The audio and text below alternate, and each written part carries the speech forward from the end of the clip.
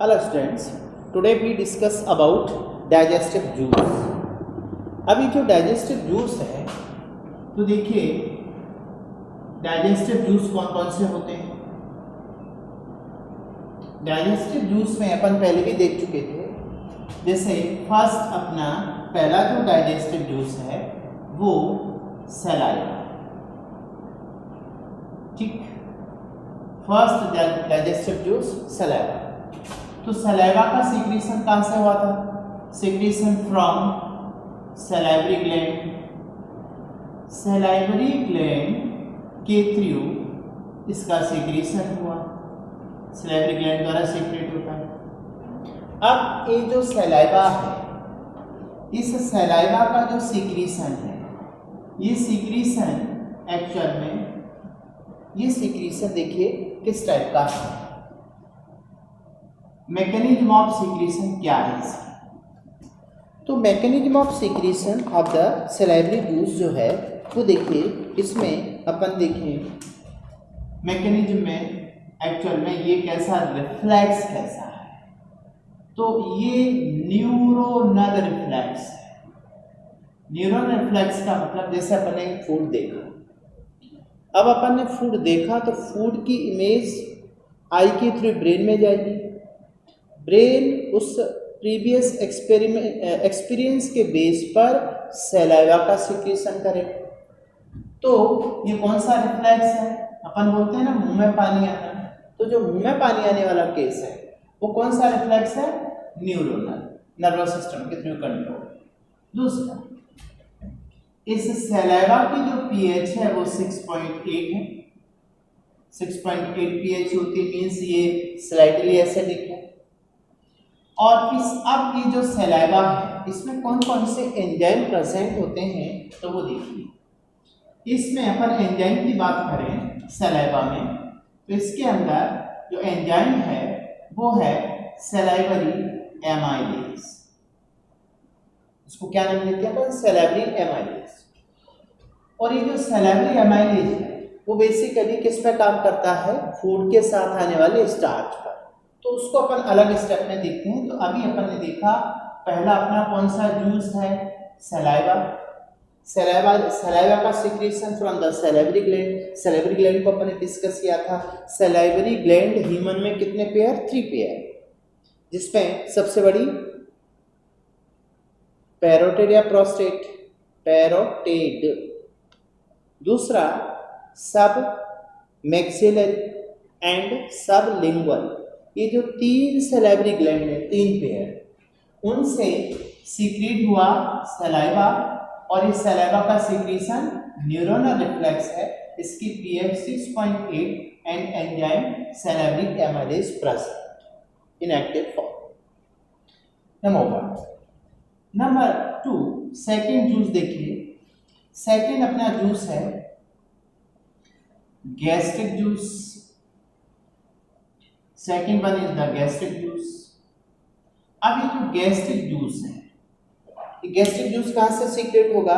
From stomach. ये from stomach.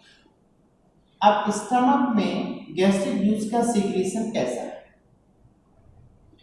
तो gastric juice का सीक्रेशन एक्चुअल में क्या है कि इसका जो सीक्रेशन है, मैकेनिज्म, किस मैकेनिज्म के थ्रू सीक्रेट होगा? तो एक तो ये हार्मोनल है। अब हार्मोनल में कौन सा? Gastrin. Gastrin hormone gastric juice के सीक्रेशन को इंक्रीज करता है। दूसरा एक हार्मोन और है इंटेरोगेस्ट्रोन। इंटेरोगेस्ट्रोन क्या करता है? ये गैस्ट्रिक जूस के सीक्रेशन को प्लस मींस इंक्रीज करता है, और ये गैस्ट्रिक जूस के सीक्रेशन को डिक्रीज करता है, इनहिबिट करता है, जिससे गैस्ट्रिक जूस का सीक्रेशन कंट्रोल होता है by the hormone. Second neuronal. Neuronal में एक्चुअल में यहां सप्लाई होती है वेगस नर्व, और वेगस नर्व से केमिकल निकलता है एसिटाइल कोलिन, और एसिटाइल कोलिन क्या करता है? गैस्ट्रिक जूस के सीक्रेशन को इंक्रीज करता है। ये जो वेगस नर्व है एक्चुअल में किस सिस्टम का पार्ट है? Parasympathetic nervous system. Sympathetic and parasympathetic को आगे अपन डिस्कस करेंगे, बट आप यहाँ समझ सकते हैं कि पैरासिम्पैथेटिक नर्वस सिस्टम में मैक्सिमम 75% सप्लाई वेगस नर्व की होती है, और वेगस नर्व के थ्रू क्या सीक्रेट होता है? एसिटाइलकोलिन, जो गैस्ट्रिक जूस के सीक्रेशन को इंक्रीज करता है। तो ये जो mechanism of gastric juice secretion कैसा है? Neuro hormonal. ओके, अब इस गैस्ट्रिक जूस की जो पीएच है वो पीएच अपन देखते हैं तो ये basically 1 to 1.5 means acidic pH होती है। अब एसिडिक पीएच है तो इस गैस्ट्रिक जूस में कौन कौन से एंजाइम प्रेजेंट होते हैं वो देखिए। एंजाइम अपन पहले भी देख चुके हैं, स्टमक के अंदर अपन ने पढ़ा था। इसमें वन इज द पेप्सिनोजन, ये इनएक्टिव है। इसका सोर्स क्या था पेप्सिनोजन का? ऑक्जेंटिक सेल और parietal cell. Second enzyme is the prorenin and third इसमें HCl प्रेजेंट होता है। तो पेप्सिनोजन, प्रोरेनिन एंड HCl ये सभी मिलकर क्या बनाते हैं? Gastric juice. इसमें ये दोनों एक्चुअल में रेनिन एंड प्रोरेनिन ये प्रोटियोलिटिक एंजाइम है, ये दोनों के दोनों प्रोटियोलिटिक एंजाइम है। तो प्रोटीन का डाइजेशन कहां से स्टार्ट होगा? From gastric juice means from stomach, जबकि अपनी सलाइवा के द्वारा जो सैलाइवरी एमाइलेज है, इस सैलाइवरी एमाइलेज एक्चुअल में किस पर काम करता है? Digest starch means carbohydrate. तो स्टार्च का डाइजेशन स्टार्ट हो जाता है बक्कल कैविटी से। जब फूड बक्कल कैविटी, देखिए ये जो सैलाइवरी ग्लैंड बक्कल कैविटी में, तो अपन ने with the help of tongue, palate and lips, tongue, palate and lips की हेल्प से फूड को डाइजेशन में हेल्प किया। This is mechanical digestion. दो तरह का डाइजेशन है। ये जो डाइजेस्टिव जूस है, ये जो डाइजेस्टिव जूस जो डाइजेशन करेंगे वो दो तरह से, एक होता है मैकेनिकल, एक होता है केमिकल। तो मैकेनिकल में कोई एंजाइम इन्वॉल्व नहीं होता, केमिकल में क्या इन्वॉल्व होते हैं? एंजाइम। तो यहाँ पे कौन सा एंजाइम इन्वॉल्व हो रहा है? Salivary amylase. But tongue, palate and lips की हेल्प से क्या होता है? इन फूड को अपन मिक्स करते हैं, बोलस बनता है। अब वो बोलस ईसोफेगस के थ्रू स्टमक में जाता है, तो अपन ने कहा ईसोफेगस में no digestive enzyme. When food comes in the stomach, उसके बाद स्टमक में ये गैस्ट्रिक जूस में प्रेजेंट होते हैं, साथ में म्यूकोसा भी प्रेजेंट होगा, प्रोटीन का डाइजेशन स्टार्ट होता है। स्टमक में little digestion of the lipase, little digestion of the fat. तो एक्चुअल में एक और एंजाइम होता है gastric lipase. But gastric lipase जो होता है, ये गैस्ट्रिक लाइपेज क्या होता है? इनएक्टिव फॉर्म में होता है, क्योंकि यहाँ पर पीएच, इसको एक्टिव होने के लिए पीएच क्या होती है? एल्कलाइन चाहिए। बट स्टमक के अंदर पीएच कैसा होता है? Acidic, 1 to 1.5। ये गैस्ट्रिक जूस है। अब गैस्ट्रिक जूस के बाद अपन जाते हैं डियोडेनम में। तो देखिए थर्ड पार्ट अपना डियोडेनम है, और इस डियोडेनम के अंदर दो तरह के जूस आएंगे। पहला जूस अपना है बाइल जूस। इस बाइल जूस को अपन ने डिटेल स्टडी किया है। बाइल जूस का सोर्स क्या है? फ्रॉम, कहां से आएगा ये?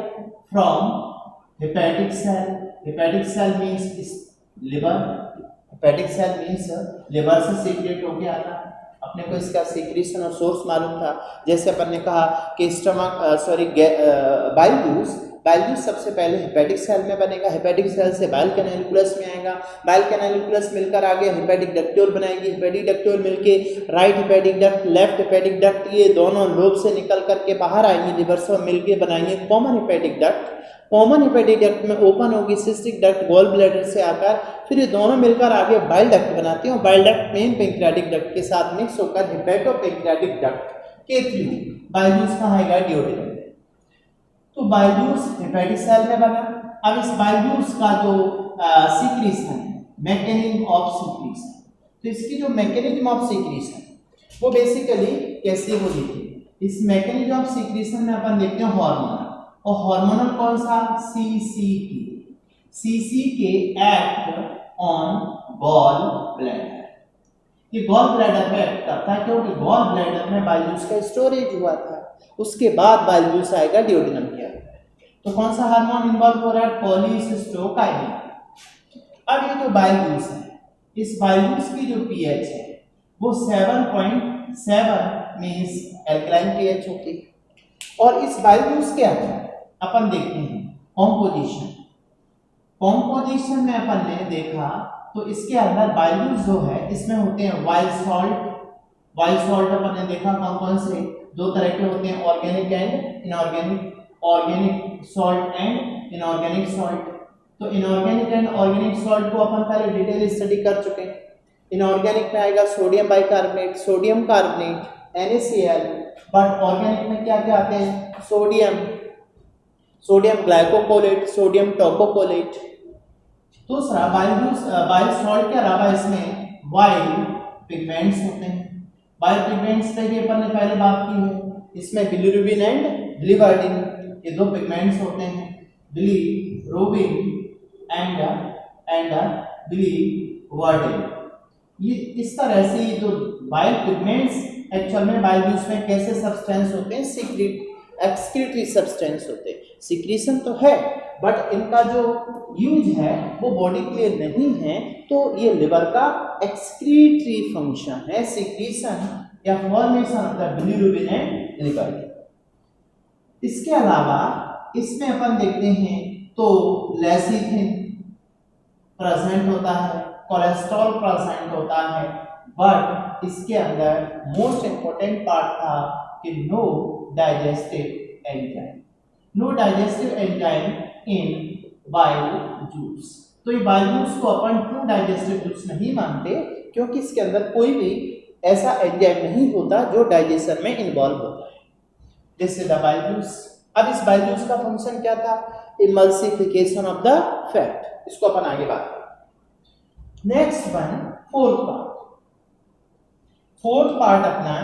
अब इस डिओडिनम में अपन देखते थे एक जूस आएगा पैंक्रियाटिक जूस। तो पैंक्रियाटिक जूस और दूसरा कौन सा? Bile juice. ये दोनों के दोनों डिओडिनम में आते हैं। बाइल जूस के बाद अब दूसरा सेकंड जो जूस है वो पैंक्रियाटिक जूस है। पैंक्रियाटिक जूस का जो ये जो जूस है इसका जो सोर्स है वो है इसका acinus. Acinus is the exocrine part of the pancreas. याद रखिए एसिनस, इसका ये वाला एसिनस एक्चुअल में अपन पहले देख चुके हैं पैंक्रियास, इससे पहले वाले लेक्चर। इस पैंक्रियाटिक जूस की पीएच 7.5 to 8.3 मींस एल्कलाइन होता है।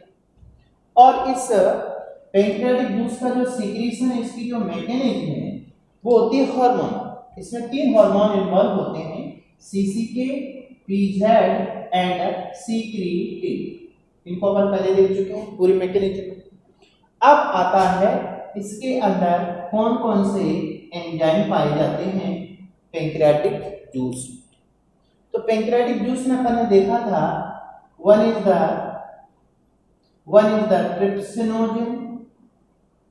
Trypsinogen, second one is the chymotrypsinogen.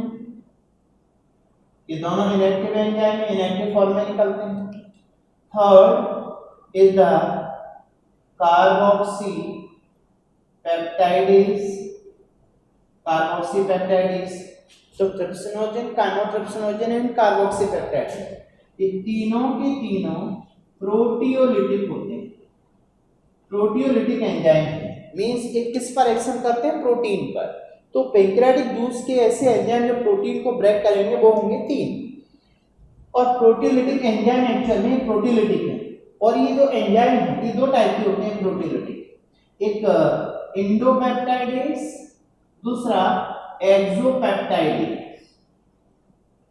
एक्सो और इंडो का मीन समझिए। इंडोपेप्टाइडेज का मतलब जो प्रोटीन चेन होती है उस प्रोटीन चेन के अंदर अमीनो एसिड पे एक्शन करेगा, क्योंकि अपन ये देखते हैं कि अमीनो एसिड के बीच में जो पेप्टाइड बॉन्ड होता है उसको तोड़ने का काम करेगा अंदर की तरफ। मतलब इंडोपेप्टाइडेज ब्रेक इनसाइड, अंदर से थोड़ा। ये टर्मिनल, एक टर्मिनल मीन्स जो चेन है प्रोटीन अमीनो एसिड की जो चेन है उसके बाहर की साइड में एक्शन करेगा, तो उसको नाम देते हैं एक्सोपेप्टाइड। एंड फोर्थ एंजाइम, अब देखिए फोर्थ एंजाइम ध्यान रखिए अपन, ये वाला fourth enzyme of the pancreatic juice. अब ये फोर्थ एंजाइम एक्चुअल में देखिए pancreatic lipase. Pancreatic lipase, pancreatic lipase किस पे काम करता है? फैट पर। दूसरा, इसके अलावा इसमें pancreatic amylase, pancreatic amylase starch पे काम करेगा, अभी अपन आगे डिस्कस करेंगे। एंड इसके अलावा इसमें सुक्रेज एंड सुक्रेज के अलावा न्यूक्लियेज, मोस्ट इंपॉर्टेंट, ये वाला न्यूक्लियर क्वेश्चन आ चुका है। Nuclease, nuclease enzyme secret from pancreas, और इसका एक्शन किस पर? डीएनए पर। तो डीएनए चेन को ब्रेक करेगा और उसको न्यूक्लियोटाइड और न्यूक्लियोसाइड में कन्वर्ट कर देगा। दीज ऑल एंजाइम्स, ये सारे एंजाइम्स किसमें प्रेजेंट हैं? पेंक्रियाज के अंदर। This is the pancreatic juice. अब पैंक्रियाटिक जूस के बाद में दूसरा अपन देखते हैं यहाँ पर fifth one is the intestinal juice. Intestinal juice, और इसको नाम दिया जाता है एक और सक्कस इंटेरिकस, सक्कस इंटेरिकस। तो इसका जो सोर्स है, इसका सोर्स एक्चुअल में इंटेस्टाइनल ग्लैंड, या इसको अपन नाम दिया है crypt of Lieberkuhn, crypt of Lieberkuhn. Intestinal gland is called crypt of Lieberkuhn. Crypt of Lieberkuhn जो होती है, इससे सीक्रेट होता है इंटेस्टाइनल जूस। अपन पहले देख चुके थे जो इंटेस्टाइनल म्यूकोसा उसके फोल्ड बिलाई और बिलाई की इपीथीलियम है, तो वो इपीथीलियल सेल मिलके क्या बनाती है? Crypt of Lieberkuhn. अब इसमें इसकी जो पीएच है, pH of the intestinal juice, ये भी नियर अबाउट 7.5 to 8.5, ये भी अल्कलाइन मीडियम में एक्शन करता है। अब इसके अंदर कौन कौन से एंजाइम पाए जाते हैं वो देखिए। तो इसमें नंबर 1 पहला एंजाइम है इंटेरोकाइनेज। इंटेरोकाइनेज का जो फंक्शन है वो एक्चुअल में, ये देखिए, ये जो ट्रिप्सिन होता है, ट्रिप्सिनोजेन इनएक्टिव फॉर्म में निकलता है सबसे। इस ट्रिप्सिनोजेन को एक्टिव फॉर्म ट्रिप्सिन में कन्वर्ट करता है इंटेरोकाइनेज, और इस उसके बाद में ट्रिप्सिनोजेन कन्वर्ट इनटू ट्रिप्सिन। अब वो जो ट्रिप्सिन एक्टिव फॉर्म में आने के बाद काइमोट्रिप्सिनोजेन को कन्वर्ट करता है आगे काइमोट्रिप्सिन। तो first is the enterokinase, second one is the erepsin. ये एरेप्सिन एक्चुअल में क्या करता है? ये प्रोटियोलिटिक एंजाइम है, ये प्रोटियोलिटिक एंजाइम एक प्रोटीन पर एक्शन करता है। इंटेरोकाइनेज का फंक्शन क्या था? एक्टिवेशन ऑफ ट्रिप्सिनोजेन, ट्रिप्सिनोजेन को एक्टिव करता है। थर्ड एंजाइम जो, अब एक और बात, जितने भी एंजाइम इसमें प्रेजेंट हैं इंटेस्टाइनल जूस में, ऑल आर एक्टिव एंजाइम। जितने भी एंजाइम हैं सभी के सभी किस फॉर्म में होते हैं? एक्टिव फॉर्म में। थर्ड वन इज द, अब देखिए थर्ड वन में आएगा लाइपेज। लाइपेज किस पे काम करेगा? स्टार्च पर। सुक्रोज पे काम करेगा। लैक्टेज लैक्टोज पे काम करेगा। And fifth one is the nucleotidase